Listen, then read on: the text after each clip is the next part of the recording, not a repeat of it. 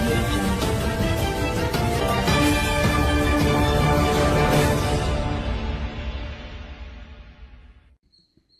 KBR news కి స్వాగతం.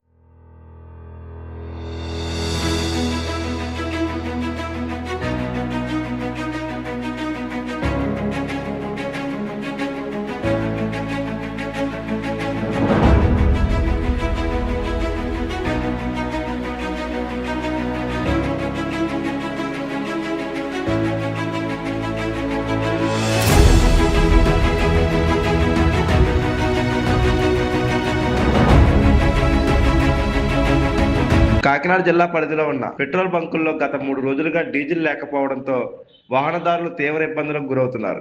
దానికి తోడు పెట్రోల్ కూడా గత 2 రోజుల నుంచి లేకపోవడంతో ప్రజలు తీవ్ర ఇబ్బందులకు గురవుతున్నారు. ఇంత జరుగుతున్న ఇటువంటి పరిస్థితుల్లో ఈ సమస్యకు పరిష్కారం చూపించిన స్థానిక నాయకులు, అధికారుల వైఖరి పట్ల ప్రజలు తీవ్రంగా విమర్శిస్తున్నారు.